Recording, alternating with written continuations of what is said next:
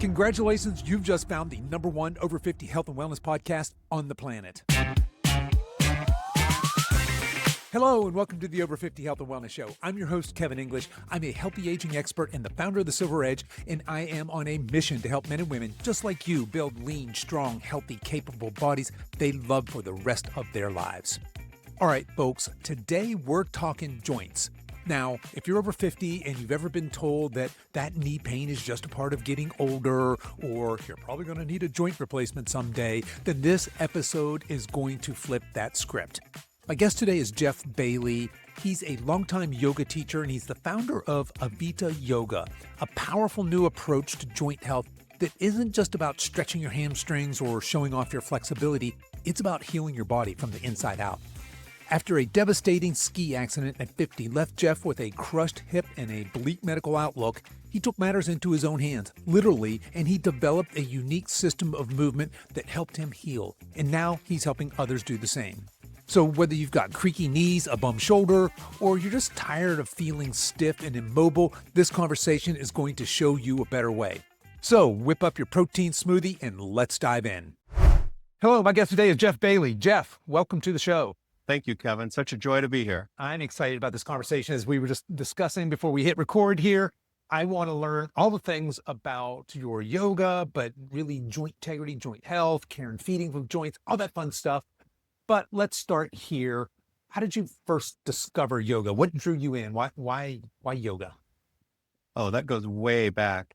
It was way back. Yeah, 1985. I was 21, 22 years old. I always get the math off by a year or so, but I grew up in rural Colorado. My dad was a veterinarian. I was headed down this path of, kind of the medical world. And my dad taught me so much about the body and physiology and anatomy. He would quiz me on our way to help him pull a calf for some rancher out, nearby rancher. And so I learned so much about anatomy and physiology in my youth.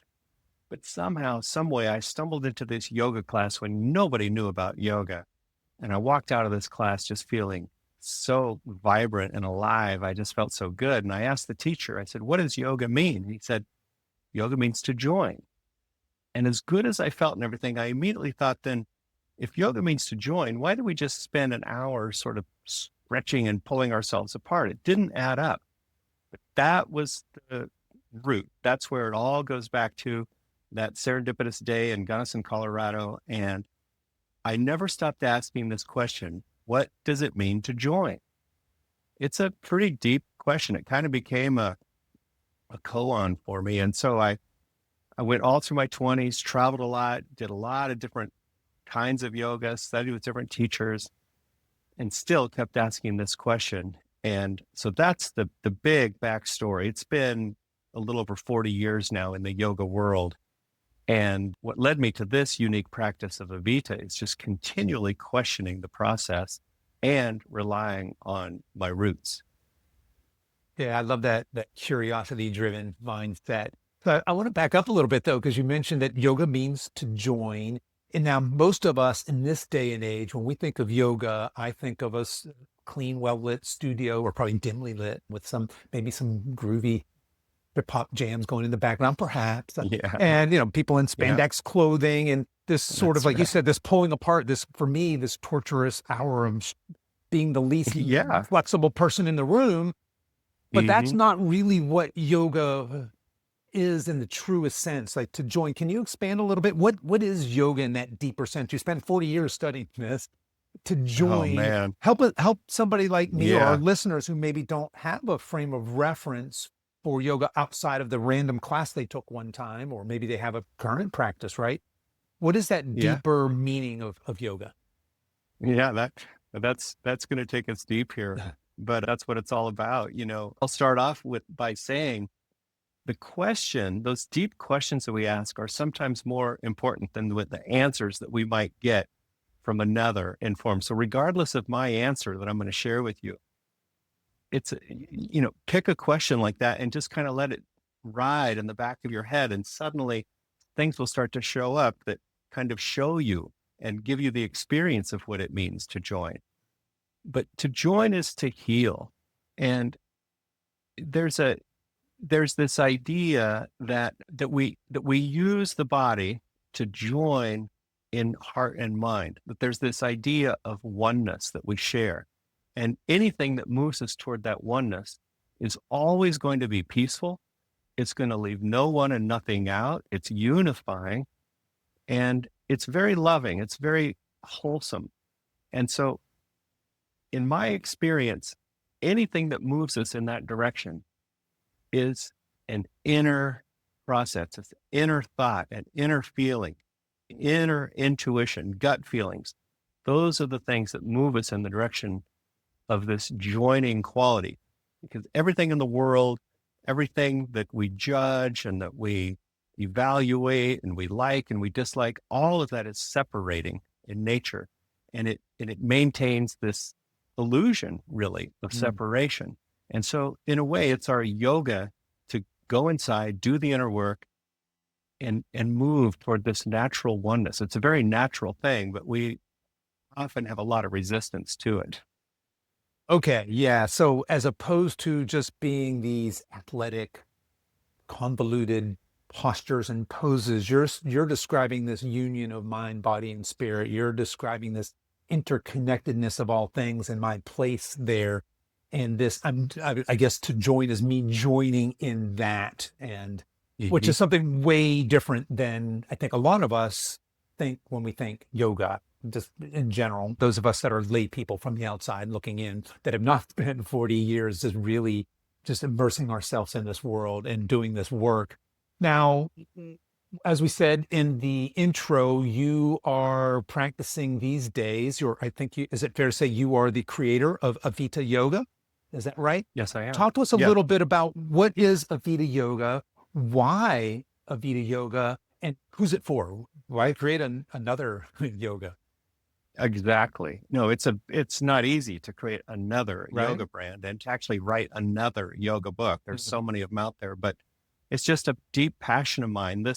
That curiosity that we referenced earlier of asking that question, what does it mean to join, has really been the backbone of everything. And I'll share, after about 9 years of traveling and practicing and leading bicycle tours, having a good time through my 20s, I stumbled into a book called A Course in Miracles.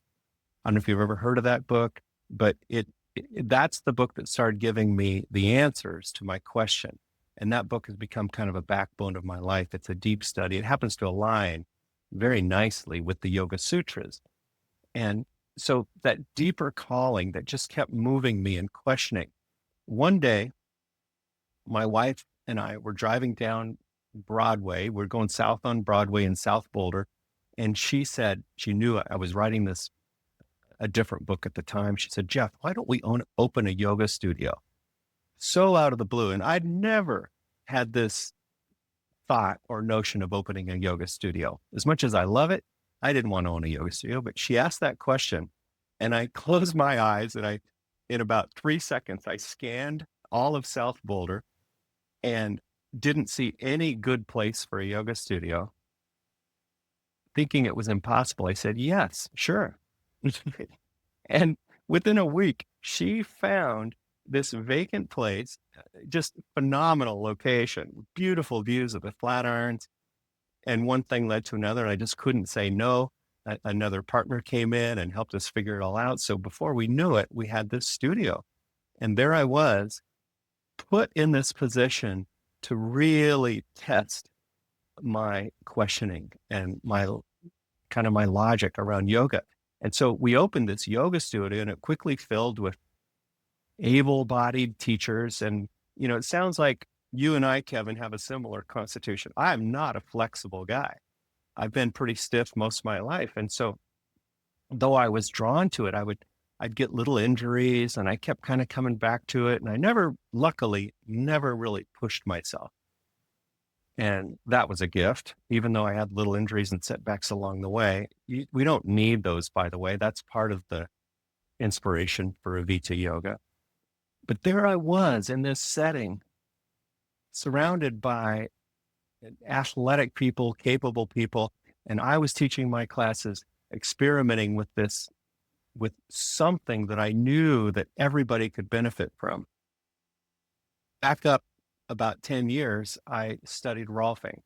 A knee injury kind of motivated me to this thing called Rolfing. It's a hands-on type of body work where we learn all about patterns and constitutions uh, and restrictions that are found in the fascia. That's the shiny white stuff that usually gets cut away in anatomy dissections. The shiny white stuff is what's malleable and changeable. Muscles don't stretch. Okay, that's highly controversial, but in my hands-on experience, I'm fully convinced that muscles are not designed to stretch. And that's why people like you and me, Kevin, don't really like it. Like, what were the words you used a while ago describing your experience in a yoga class? I think agony was a word in there somewhere. Maybe so, yeah. Yeah. Some awkward agony, perhaps. But again, as somebody brand new coming into a more advanced Right. yoga setting, I clearly didn't fit in. Yeah. Yeah. And then we try to, and that's one of the things that's in my book. I help people understand that we come into the world with different constitutions. Sure. And those with a flexible constitution are drawn to yoga and dance and gymnastics and things like that. That's why it's mostly women. But some men fit that constitution, they fit that category, and they get good very quickly, and then they love it. So I saw that happening, and just in a way had this deep prayer to help more people, those in a way like myself, who just needed the increased mobility and health. Well, I have this saying, I'm sure this is in my book more than once.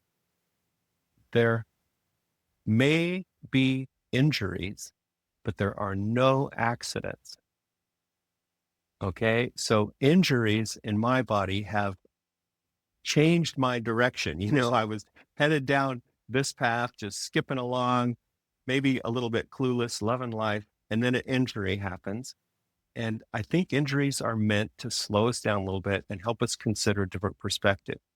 We really want to get back on the same track, and that's okay. We want to get healthy again, but an injury can move us in a little different direction. My knee injury moved me radically in a different direction toward the world of Rolfing that completely changed my outlook on life and the human body. Then a hip injury.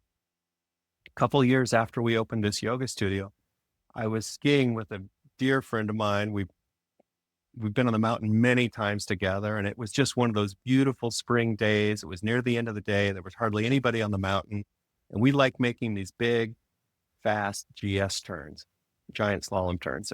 They're not the small little short ones. And so we were zipping down the mountain, and we hit his right hip, my left hip hit. We were probably going 50 miles an hour. I don't know, very fast.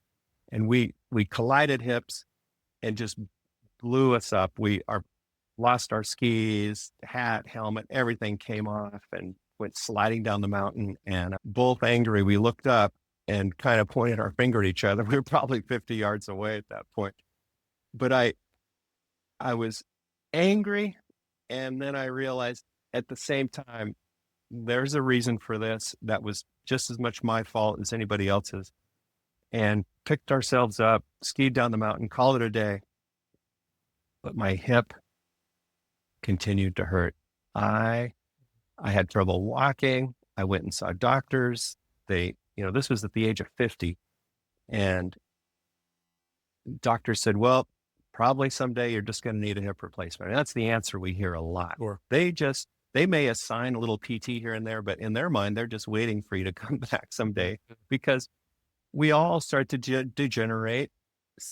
It seems like a requirement of aging to degenerate and our joints become unhealthy. I was determined to find a better way. I was way too young for that. I wasn't going to hear that. I spent 6 months just doing different kinds of rehab, but the pain persisted.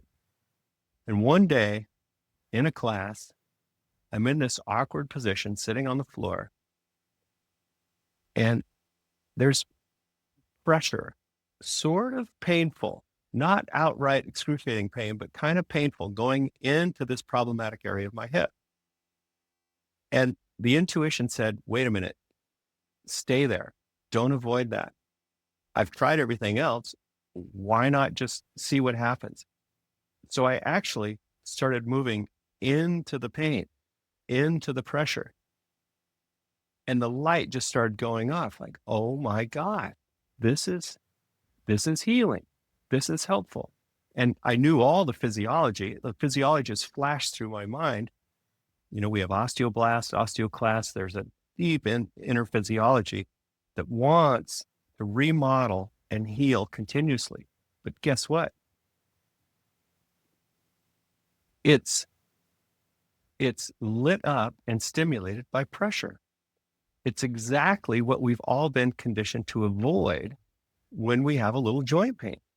And the more we avoid the pain, the more we avoid the pressure, the more the degeneration and arthritis and the conditions that we don't like start to become inflammatory.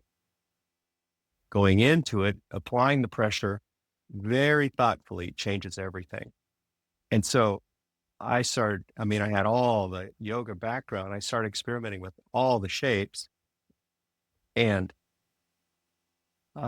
that's when I started calling them shapes, not poses, because there's no need to perform in this practice. I may guide a room full of people into the same shape, but everybody's going to look a little bit different. We spend time in it. And there's only one skill you have to learn in Avita Yoga, and that's to discern the difference between pain that pushes you out and healing sensation that leads you in. And that makes all the difference. And that, by the way, has a joining, very, very peaceful quality to it. Okay, so then is it safe to say that born out of these injuries and now your self-experimentation, again, back to that curiosity mindset, and obviously your background in, of course, decades of yoga at this point, and the raw thing, all of that shaping your thoughts, is Avita Yoga then designed specifically for joint mobility, joint health, joint longevity, and rehabilitation? Is the premise here that we are making unhealthy joints healthier and that we are making these joints more bulletproof? Is this a joint medicine, so to speak? Is that fair? That's fair. That's exactly how I think now. For 10 years, that's been 12 years, I've been practicing and teaching this to thousands of people. It rapidly gained in popularity as I figured it out. And now I'm all online. I ended up selling the studio. But it's that everything you just described is what the yoga is about. And it's even transferred its way into just about everything I do. I don't lift weights anymore. I don't do anything. My entire life now has just become an experiment for joint health. And so what we do, instead of targeting the muscles to make them bigger, because the assumption is if the muscles are visible and I'm lean, then I'm healthy. And I can say, especially living in Boulder, Colorado, which is the capital of the self-help universe and maybe one of the fittest. I was going to say, you got a lot of healthy people out there, a lot of fit people, healthy people right? there. Sure. But you'll see a lot of overly fit people. You can be so fit and be quite unhealthy. Joint problems. What you're saying, that we have an imbalance then between muscle health and joint health or integrity. Clearly, yes. I think all of us have that image of the muscle bound guy that just can't stop. Can't shampoo his hair because his biceps are so big or something like that. Yeah. And I suppose that's fair. So you've dedicated your life then to joint health, joint integrity. And I suspect that every single person listening to this episode right now is very intrigued. Oh, you don't go this far in life without putting some miles on those joints. And whether it's shoulders or knees or hips or spine for that matter, elbows, ankles, all these joints here. And all of us have, some degree, it seems like, of either, because I'm a personal trainer. I work with a ton of people that, I can't do an overhead press. And I said, well, that's a problem. You're 55 years old. You can't overhead press. It's not because you're 55 years old. It's because you've got some serious Yeah. mobility joint issues happening here. It has nothing to do with strength. It has everything to do with that shoulder girdle, which is vastly complex and wonderfully and fearfully made, all these things. So That's it. I'm intrigued because now look, I love muscle. I think that all of us should be strong and Great. capable and confident. Let me just be clear there. But I think that before you're making a good point. Before we start worrying about packing on pounds of muscle, if that's your goal, we need the support system for that, right? And I can build your muscles up like this relative to every good trainer knows that the weak point are your joints. I can Yep. put big biceps and big chest and big back and all of that is easy. Growing muscles, there's a lot of blood flow into muscle and there's a lot of reasons why we can pump up muscle. But when we start talking Yep. about tendons and cartilage and ligaments and all bones, we have very little blood flow in there. And so it's a slower time to develop those areas. So talk a little bit about that. If I am somebody who wants to just be strong, capable, lean, healthy, going through life, where do I start with joint health? What are my ABCs? If let's say I'm not injured yet, right? We can get to how do I Mhm. rehab something, but what's my care Yeah. and feeding of joints as I'm aging? And what can I expect? Yeah. Yeah. Well, first of all, I want to say I fully respect those who enjoy and appreciate building muscle. That's fine. And I don't want to interfere with anything that anybody enjoys. So I don't have any kind of problem with that. But what you can do and let's say any man or woman over the age of 50, or it doesn't really matter what your age is, if you just simply want a program to keep your joints and bones healthy so that you can go lift weights and so you can ride your bike and you can spend time with your grandkids and not get left out, and ultimately, Kevin, remain healthy and mobily independent for Yeah, life. I right mean, on. that Yeah. after some pretty severe injuries and pushing myself as a triathlete and all these crazy things, at some point it dawns on us, wait a minute, I want to take care of myself and be independent Sure. right up to the end. I mean, wouldn't that be great? Yeah. That's that So, difference between lifespan and health span, right? And I think a lot of us, we see our aging parents yeah, perhaps, and maybe they're aging spectacularly, or for a lot of us, unfortunately, that's not the case. And we think to ourselves, I yeah, don't want that to be me. So I think that's what we're addressing here, right? How do I go yeah, from 50 and 60? We're still young in this day and age. That's not old anymore.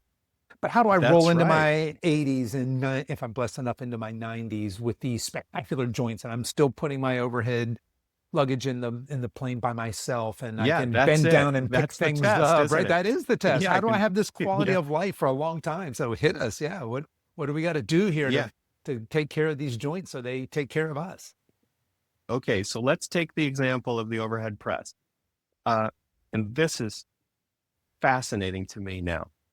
The over the let's instead of the overhead press, we'll just call it the overhead reach. Mhm. We don't have to have weight in our hand if you're putting some luggage up, or if you're simply wanting to get the coffee mug off the top shelf, Right. or pull your t-shirt on and off, things like that.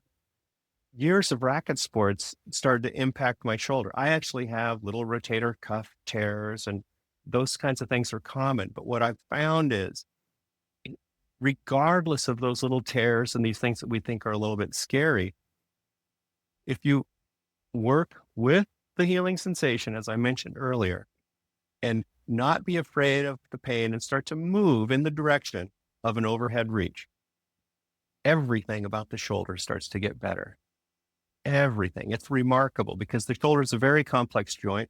And as you move toward the overhead reach, we regain mobility.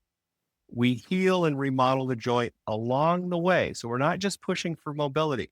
It would be tragic to advance the movement without letting the physiology mend and heal along the way. That's a Mm, very important yeah. piece of the practice. And so we could, if you like, I know most of your listeners are on audio, but if you like, I got my setup. Hit It's a us. very Yeah, you'll simple have to. setup, So for the and I'll audio show you. folks here, yeah, or you can switch over to YouTube, or Jeff, if you'll just sort of narrate the movements that you're going through for the audio audience, I'll that'd be narrate great. it. Let's Yeah, I'm go. I'm Yeah. good at that. I've been doing that for a long time. So here's the idea of if I just told you, Kevin, If I said your shoulder will get better if you slowly and steadily practice reaching overhead. The problem is you would start doing that from a seated position, then you might even want to go get a 3 or 4 or 5 pound weight and do it with some resistance and that stuff. But here's the thing. If there's an issue in here, I have built-in resistance. I don't need external resistance. That's one of the ideas that we play with. And so as we move to the joint, then the muscles are required to work exactly according to the impingement, to the restriction, to the blockage, whatever it is. And that's a really cool process. So what we have to do is we have to take gravity out of the equation. Because even if you're pushing overhead with no weight, gravity itself is too much resistance for the process. And we get tired, we get fatigued, and we can't be fighting anything. We got to go slowly. And we have to be able to spend 1.5 minimum, sometimes 3 minutes in a shape to stimulate the physiology and evoke the change. So here's what we do. We do a lot of work with legs up on the wall for one thing, but I won't do that. I want to make sure you can see me here. So everybody has some version of a strap. So what you're going to do is take a strap or a belt or something and fold it in half so you don't have tail dragging around, and you're going to hold it right up overhead. So I'm lying on my back. You can have your legs up on the wall, but knees bent, feet on the floor is perfectly fine. And you're going to hold the strap overhand, shoulder width apart. Now, if I ask you to do this, Kevin, sitting in your chair, your arms get tired very quickly. But right now, it's pretty effortless. I can stay here for a long time. So then I'm going to squeeze the strap with all my fingers. By the way, remember, pressure is what stimulates the healing process. All my knuckles, all the bones in my wrist are benefiting from this work that I'm about to do on my shoulder, because I'm going to maintain this firm grip through the whole movement. Then I tug on the strap like I'm trying to tear it apart. And now I feel even more resistance and pressure down in my shoulder. Then I'm going to press it toward the ceiling and I get scapular glide. The scapula, they slide apart. I keep my chin lifted, my throat open. Okay. If you're listening on the radio, it's kind of like a very active Frankenstein position when he just kind of comes to life off the table. And so now I'm going to make a very slow sweeping arc overhead. What am I doing?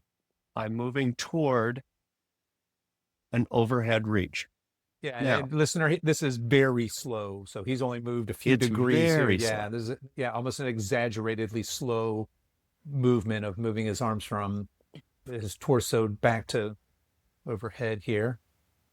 That's it. And you're still keep maintaining that ripping apart pressure and the firm grip. Is that right? As you're going overhead? Yeah. Mm-hmm. But I'm not burning calories. I mean, I am, but I'm not trying to. It's really not even exercise.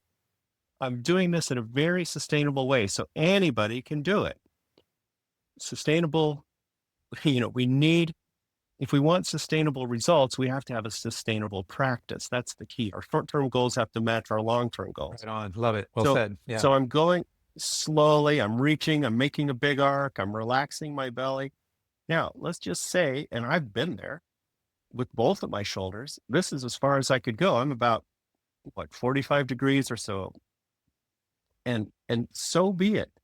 If right there, if one of my shoulders gets into a little pain, some resistance, I close my eyes, I relax, I merge, okay? Back to the word join. I join with the sensation and I make sure that it's sustainable and it doesn't take my peace away. That's how I know I'm in the practice properly.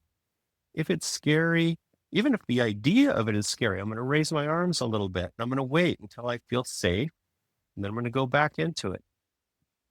Because I'm not fighting gravity now. In fact, gravity is helping me at this point, right? So It's just a little bit of, it's quite effortless, really.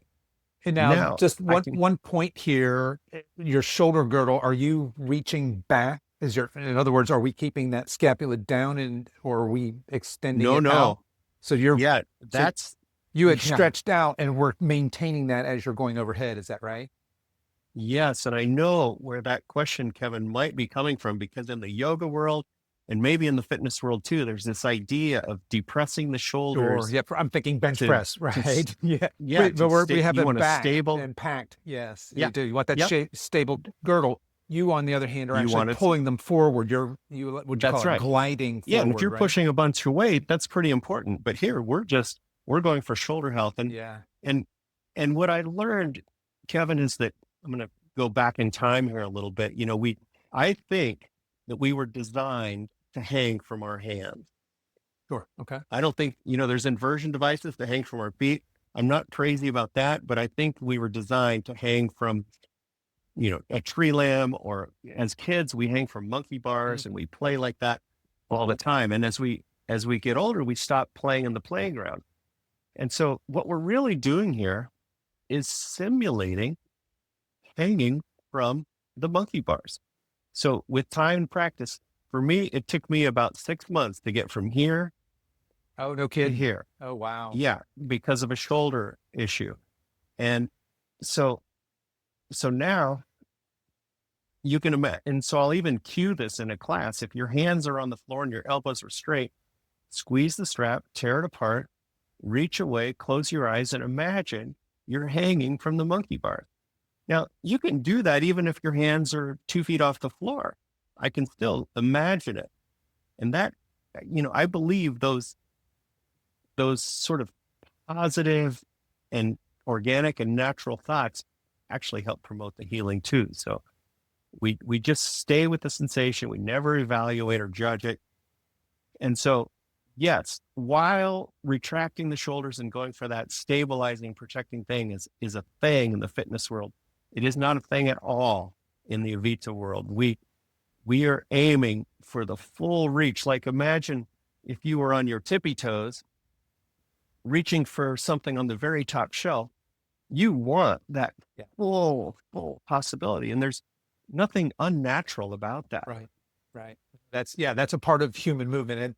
And the shoulder is a great joint to discuss just because it is so I don't know. Is there another joint that moves like that? I don't really think there is. Well, the hip and the shoulder are both circumnavigational. That means okay. Yeah. that go everywhere. They go everywhere. Yeah. Yeah. And here's the thing. If you don't use it, you lose it. 100% with you there. Yeah. No matter what it is in your body. And so if a joint has this full, let's just say it's not 360 degrees, let's say 180 degrees of range of motion, and you're only using, like, how much do we use when we walk? Yeah. And how much one do we use plane when of we ride a motion bike? as well. Yeah, that's right. Yeah. How much do you use when you ski? How much do you use when you sit? Very little of it. It's kind of like the brain. We have this whole huge amount of movement that we never use. And if we get a little pain, then we're afraid of it.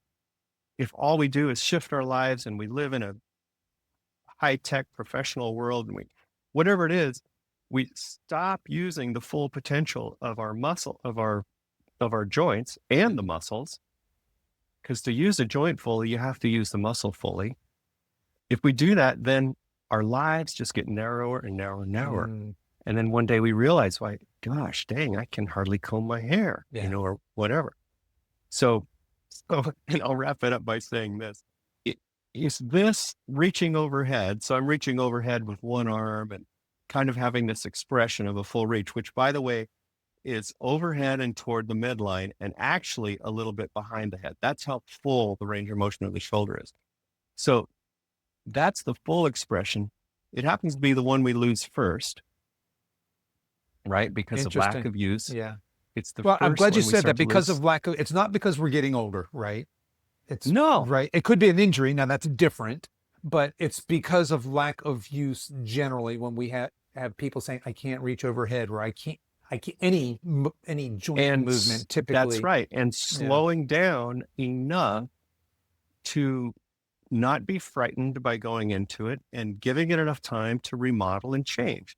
Change, yeah. that's what, there's such a paradigm shift. It's such a different way of thinking because we're, the minute most of us think about joint health and stuff like that, our mind goes to the muscles. We just go to the muscles. We strength, we stabilize, Yeah. but wait a minute. We're not going to the doctor for muscle replacements. We're going for joint replacements. Let's get to the joints. So if the full reach overhead, I mean, imagine hanging from monkey bars with your hands and Together. knuckles touching and Yeah. be able to just hang there for even a few minutes or a few seconds. So if that's the first one to go, what's the last movement to go for the shoulder? I don't know. And you're doing a kind of a motion where you eat or drink, right? Okay. That's right. Yeah. And that's why it dawned on me, at one point visiting, probably my grandma in a nursing home or something like that, we do maintain that for quite a while, but eventually even that goes, so we want to just keep gently expanding out. Don't be afraid of the feedback we get when we go there. You just got to slow down a little bit to be with it. And that's kind of what makes it a moving meditation. It's pretty cool. Moving meditation. Okay. I'm fascinated here. So let's say if I do have an injury, right? Maybe a rotator cuff tear or something like this, is Avita Yoga something that would be an appropriate prescription for the physical rehab of that? Because it seems to me, we often get, I'm gonna have a light band, I'm gonna do a ton of internal, external rotations, I'm gonna do my eyes, wise, and teeth. But this more static, deliberate, obviously bringing in, I don't think most PTs aren't saying, hey, let's really connect with, this full idea to join of yoga. They're just prescribing these mechanical movements to start to rebuild that joint. Would Avita be a perfect prescription for rehab for injured joints as well? It's so good. It's so It so seems good. to me, as you're describing this, yeah. that it certainly would be. Yeah, the thing with the rotator cuff is, I learned this in Rolfing school many years ago. We learned that the rotator cuff is a group of 4 muscles. They form a little cuff. They rotate, and they're stabilizers. That's why you stabilize when you're pushing the weights around. So they do those very important things. But they're surrounded by a bunch of other big muscles on top of them too. And there's a lot of connection points between those 4 muscles making that cuff. I learned this in Rolfing school, and it wasn't until many years later I put it together in the Avita Yoga world. They told us the shoulder joint is so complex that if there's a little tear, if there's a problem in one part, the other muscles will recruit. It's called recruitment. And they will help supplement. They kind of take over an to injury compensate. like that. Yeah. As long as it's not so severe. I mean, a really, sudden, heavy impact, like a car accident or a bad fall, where it's really torn, then you're going to have to go for surgery. There's a time and a place for surgery. But a lot of people just have these minor or mediocre tears, and you don't want to go for surgery, because even if you do go for surgery, you're still going to have loads of rehab, and sometimes the surgery may repair it, but the result is a decreased range of motion. Yeah. And you don't want to go pushing on the surgery to change what the doctor did. So before you launch into surgery, as long as it's not too severe, then you start with the shape that I just showed you, that movement, and many variations on it. There's a lot of variation. And so we start to unwind the restrictions, the splinting, all the protective mechanisms that get triggered when we have an injury like that, including, just the brain and the nervous system having this protection thing going on. So we start to unwind that, begin to recruit the other muscles that can actually do the movement, resolve the restriction, regain the mobility, cleanse the inside. We really haven't talked about the cleansing nature of pressure inside the joint, expressing the toxins in. Let's save that discussion for later. But moving in the direction of health for the shoulder, that little tear may still be there. I know I still have cuff tears in both my shoulders, but they never hurt. and I have full range of motion. Mm-hmm.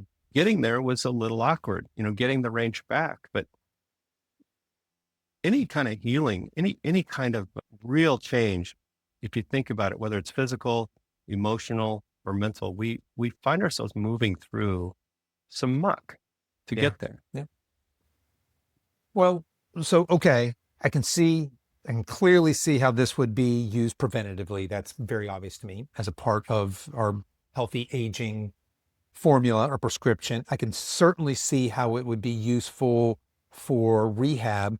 What about the man or woman who, like you said, maybe it's chronic knee pain and just the doctor's like, it's inevitable, you're gonna have to replace the knee, and they go in for this last time, they say, okay, let's get this thing scheduled. Is there a way that we could use this protocol, your Avita Yoga, to perhaps, maybe not in all cases, but would somebody be wise to at least come and spend several months working on this kind of a protocol to either postpone or maybe even just negate the need for having a joint replacement? Mm-hmm. Because that's very common in this, like you had mentioned, it seems like you have joint pain, especially if Super it's common. chronic, and if the prescription is, of course, we'll just replace it because we can do that now. Yeah, what the kind of the buzz phrase that I hear these days, if the pain is keeping you up at night, it's time to replace it. Yeah. And I think that's way too soon. And yeah, so, the protocols, well, the theory is all the same, but the protocol is different, obviously, for a knee. So the thinking when it comes to a replacement, whether it's a knee, hip, or a shoulder, is do the yoga to delay and experiment, see how it goes. Because if you're going to replace it, if replacement is in the cards, then going into the pain and going into the joint may be a little unpleasant, but what do you have to lose? Right. Right? Let's experiment a little bit. And more, I'm starting to see doctors recommending a prehab program. Mm. And their prehab program looks a little bit like this yoga. Because the PT, if you have a knee replacement, everybody knows the PT that comes afterwards is excruciating. Mm. You have all this rigidity and they're just pushing on it, and so what I tell people, I'll say, if you've had the surgery, do the PT, and toward the tail end of the PT is when we really start the Avita practice. And in many cases, we start to pick up where the PT leaves off. You only get so many weeks with them. You only get so many before you have to pay for it yourself or whatever. And so it's a very affordable way to start to regain the movement. I'm thinking of a woman right now I just got through working with who had one of those cleanups. They went in, did a little meniscal repair, and while they're in there, and usually they'll say this sometimes after the surgery, oh, by the way, we found a little degeneration there. We cleaned that up for you while we were in there. And so that kind of surgery, in my experience, requires just as much rehab and Avita yoga as it does without the surgery. It's super important. I'm not saying don't get the surgery and you'll get the same results either way. I'm not saying that. I'm just saying this yoga is very important. And so this woman had been mostly through the PT, still feeling the pain, not getting the range of motion, and just taking this subtler, kinder, and honestly, kind of a deeper approach, she started to get results because we're including the nervous system, we're including everything. And so she started to get these changes, and in a week, she just started feeling so much better. I was thinking about doing the teacher training now. But so in the book, I do have a protocol for those that are feeling like they're going down this path for replacement. And so we take these steps. If the replacement feels imminent, then that's the one situation where we take a little more aggressive stance on it. We work into the pain. You have to. You want to get the knee as mobile as possible. You want to get your hip as mobile as possible before you go into the surgery, because they can replace the hip, but they can't replace the muscles. They can't replace the connective tissue. They can't replace the nervous system and all the patterning that brought the problem on in the first place. So if we can undo a bunch of that patterning and kind of unwind some of the soft tissues and the nervous system along the way, then the results of the surgery are going to be so much better. I would imagine the rehab would be quicker and more effective as well. It's all quicker. Yeah. And then it's all in your system. You're like, okay, I'm going to go get the surgery. I'm going to do the PT, and then I'm going to get right back into my Avita practice. And I see fantastic results with those people who have a good surgery. Fantastic. I know that's of interest. A lot of our audience has either had a joint replacement or are contemplating one. So certainly being aware of this sort of a practice, I think is very helpful. And as we're sort of wrapping up on our time together here today, I wanted to finish here because your book finishes here.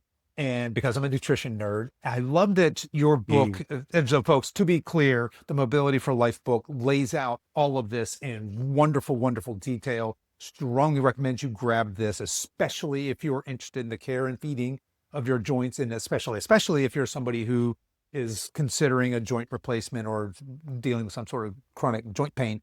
But in the book, you finish with a section. Well, I don't think you finish here, but it's towards the end of the book. We have a section on nutrition. Near the end, we have a section on nutrition. And I was a little surprised to see that in there along with everything else, but I love it. Talk to us about the importance of nutrition when it comes to joint integrity, joint health, and having healthy joints for the rest of our lives.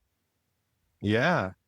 Well, I think a healthy lifestyle, nutrition, like if you go online and look up what is the cause of arthritis, you're going to see things like overuse, which, by the way, doesn't add up. I know lots of people who use their joints a lot, and they're very healthy. Made to be used. We got to find something consistent. Nutrition, smoking, cigarettes, alcohol, those kind of things, sugar. So all those lifestyle things, very helpful. And that's why I had to put a section of it in the book.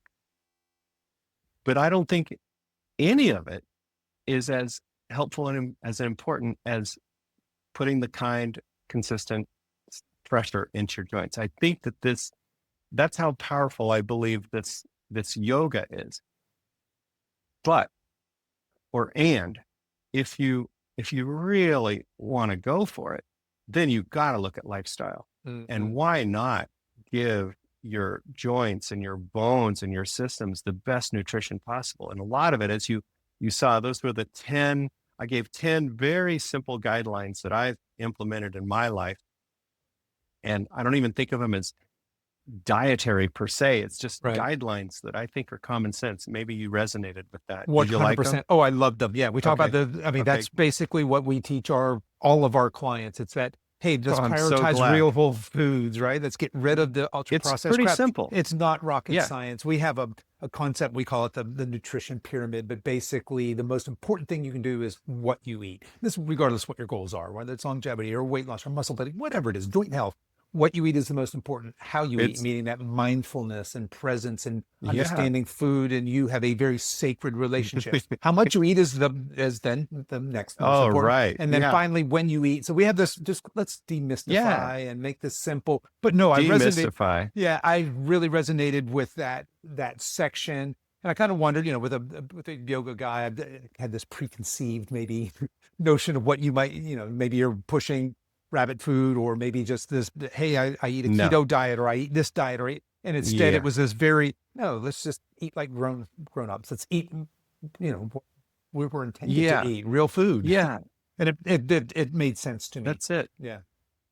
Love it. Yeah. Couldn't agree more. Yeah. And then of course, all the lifestyle things, right? Getting the healthy sleep and managing your stress and reducing toxins in your environment. All of this make for a healthy, happy, joyful human being that's going to have these joints that will serve them for the rest of their life. I think that's what we all want. I know certainly as we talk to people in this age demographic, joint health, joint integrity, joints in general, a big concern, and that mobility. People say they're losing their mobility, losing their flexibility. And of course, that's a whole nother rabbit hole we can go down. But I think what it really comes back to is just this: how do we care for our joints. And I think you've got a really good handle on that. So as we're wrapping up, tell people where can they learn more about Avita Yoga, about you? How can they maybe follow you? Of course, we mentioned the book. That's Mobility for Life, Healthy Joints, Strong Bones, and a Peaceful Mind with Avita Yoga. Definitely check that out. Where do you want to send folks? Wow. Thank you for that, Kevin. Sure. Well, the book can be found at mobilityforlifebook.com. And it's available for pre-sale up to August 5th. So what I would really encourage folks to do, if you're interested in the book, go to mobilityforlifebook.com, pick up the book, but follow the directions. If you follow the directions, and when you get the order number back in your email from wherever you bought the book, put that order number in the form, and you get a free 75-minute class. You get an interview where I answer questions about what is my constitution. We touched on it a little bit. It's very helpful to really understand our constitution. Am I inherently on the flexible side or inherently on the stiff side of the spectrum? Or am I in the middle with an athletic body? Understanding that helps keep us from pushing ourselves too much in the wrong direction. And then there's access to my community, my Facebook community. And so anyway, there's some nice bonuses that come with the book. So thank you for that. And then, of course, you can find me at Avita Yoga Online. That's my online business. All right, folks, I will put all of that information into the show notes here. So those of you that are listening to this when it releases or listening to this before, did you say August 5th? Is that right? That's it. Before August 5th, make sure you go to mobilityforlifebook.com. Again, I'll throw that in the show notes. You guys can find that in whatever app you're listening on, or of course on the website. But Jeff, I want to thank you so much for coming on and sharing your knowledge, your wisdom, and your passion for this. Clearly, this is something that you've invested your entire life in. I think it's fantastic that there are people out there like you helping people like us live long, happy, mobile lives. So, oh, yeah, that's it. When we find something that works, we just want to share it, and it just brings so much purpose and happiness to our lives. And I think we all have a gift to share. Amen, brother. I'm big on that. Yeah. Find your purpose and share it. And that's the meaning of life right there in a nutshell. That's it. Yeah. All right. Thank you so much, Kevin. Okay, so that's our show for today, folks. If you are interested in checking out one of our professionally designed, age-appropriate functional strength training programs, I'll throw a link to those in the show notes for this episode. You can find that on whatever app you are currently listening to this on, or head over to silveredgefitness.com/344. As we wrap up our time together today, you can show your support for this show in two important ways. The first is to tell a friend about this podcast and encourage them to give it a listen.